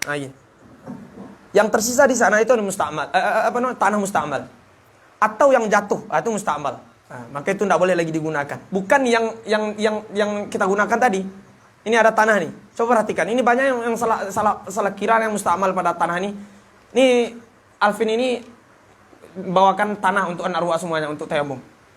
Ya, karena sedang kekurangan air tidak ada air di Mesir umpamanya. Ya carikan tanah umpamanya ke Giza. Di sini. Anggaplah kayak gitu kan. Ambil tanah. Lalu saya pukul 2 kali di sini. Lalu saya tayamum. Lalu si Rizky juga demikian. Maka tanah yang di sini itu bukan mustamal. Jangan kira yang itu mustamal. Banyak yang mengira itu yang mustamal. Yang mustamal itu yang masih di anggota atau yang jatuh dari anggota. Nah, gitu. Ma biqa fil wudhi atau ma tanatharu anil wudhi. Suatu yang kita gunakan bersama itu boleh 1000 orang itu kalau masih ada tanahnya. Ya. Nah, itu yang tanah. Kemudian yang kedua itu yang ketiga yaitu suatu yang digunakan untuk menyamak. Syaratnya adalah herrifan. Herrifan itu tajam lah. Zatnya itu tajam. Ya, bisa mengangkatkan kelebihan-kelebihan kulit dan kebusukan-busukannya itu, ya kan? Baik benda itu suci ataupun najis. Boleh dengan najis, boleh dengan kotoran burung, boleh dengan sama itu nanti disuci lagi, dibasuh lagi. Atau dengan benda suci seperti buah daripada buah akasia atau kapur atau banyak macam-macam ya. Banyak cara menyamak itu di Indonesia juga banyak.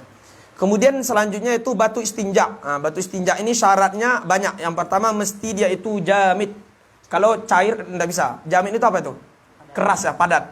Kalau benda lembek tidak bisa. Gitu ya. Yang kedua jafan, mesti dia itu kering. Maka tisu basah itu tidak sah digunakan. Tisu basah itu tidak sah digunakan. Gimana contohnya menggunakan tisu basah? Di pesawat gunakan tisu basah. Nah, maka itu tidak sah digunakan untuk cebok. Mesti ngulang nanti lagi. Ya, jafan. Kemudian selanjutnya adalah dia tuh tahiran, mesti suci. Tidak boleh menggunakan benda yang najis atau benda yang terkena najis. Kemudian qali'an. Qali'an ini memiliki sifat yang bisa mengangkat. Qali'an ini apa ya?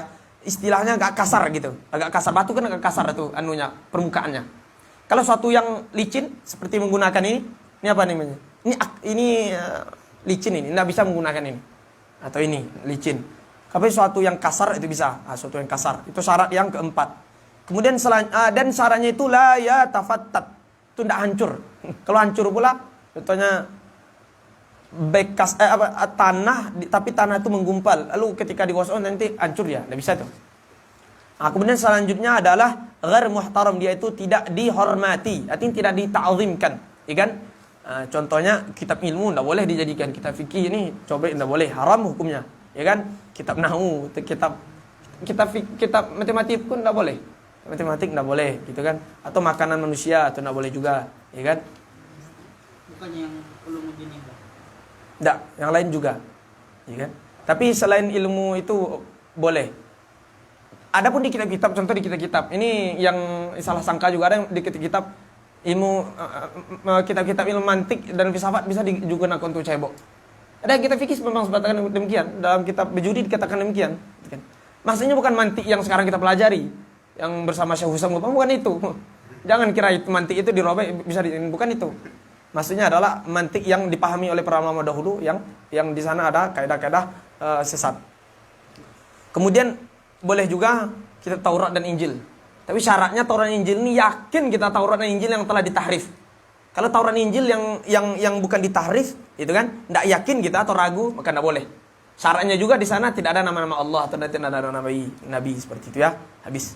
Kemudian selanjutnya ammal awani, bejana-bejana yang digunakan dan ijtihad yang digunakan itu ijtihad adalah badul majhudi fi tahsilil maqsudi, menggerahkan semua kemampuan untuk mencapai tujuan, itu adalah wasailul wasail. Itu disebut dengan wasilah apa tadi? Wasilah majaziyah. Jadi wasilah itu ada dua, ada wasilah haqiqah dan ada wasilah majaziyah. Kemudian perintah maqasid tujuan daripada berwudu itu adalah pada tahara itu adalah berwudu, mandi, tayamum dan menghilangkan najis. Habis. Ya kan? Wallahu taala alam. Kita berhenti di sini. Insyaallah kita sambung pembahasan selanjutnya dalam pembahasan wudu. Subhanakallahumma wa bihamdika asyhadu an la ilaha illa anta astaghfiruka wa atubu ilaik. Allahumma